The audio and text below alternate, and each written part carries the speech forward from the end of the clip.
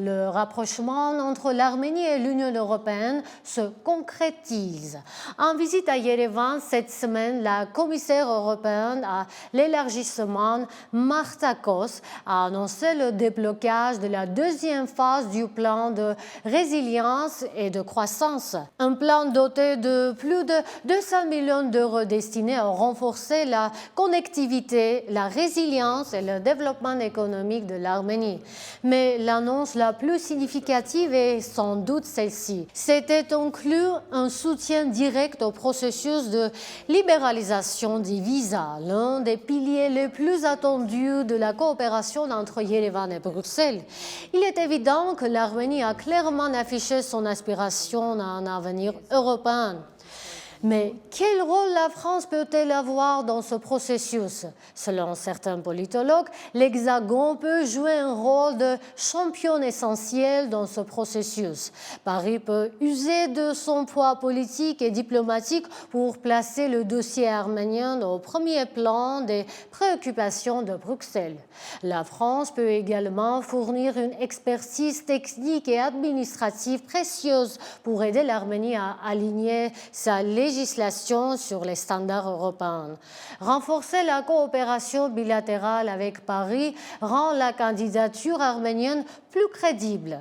Le cadre actuel et l'accord de partenariat global est renforcé, signé en 2017. La prochaine étape serait la libéralisation du régime des visas suivie d'une demande officielle de statut de candidat. D'ailleurs, depuis 2020, l'Arménie a reçu, attention, plus de 2,6 milliards d'euros de financement de l'Union européenne dans le cadre de divers programmes. Les visites mutuelles de haut niveau se sont multipliées.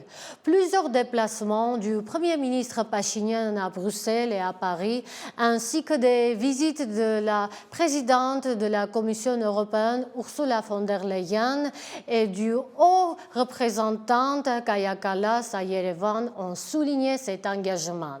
Ces interactions renforcent la visibilité du dossier arménien et accélèrent l'alignement politique et technique. Mais avant de céder à l'euphorie, il y a le mur des réalités. Un simple regard sur la carte suffit. La géographie de l'Arménie, son histoire, ses voisins et son économie posent une question cruciale. Ce pays, membre des alliances politiques et militaires menées par Moscou, peut-il réellement se permettre un divorce avec la Russie sans que cela ne tourne au drame?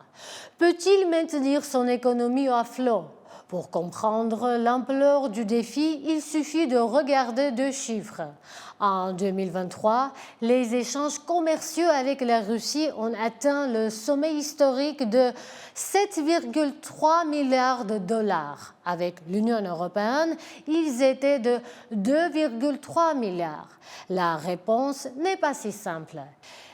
Et pour y voir plus clair, il faut se tourner vers l'exemple géorgien, un voisin qui a fait un choix radicalement différent. Sur le papier, la Géorgie avait une longueur d'avance en obtenant le statut de pays candidat en décembre 2023.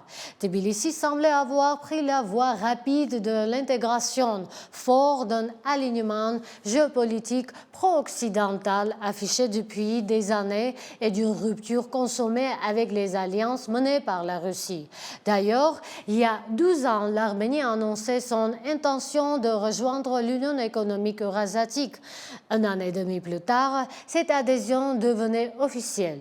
Depuis, le pays a poursuivi sa trajectoire au sein de ce bloc dominé par la Russie, tandis que son voisin, la Géorgie, optait pour un rapprochement avec l'Union européenne.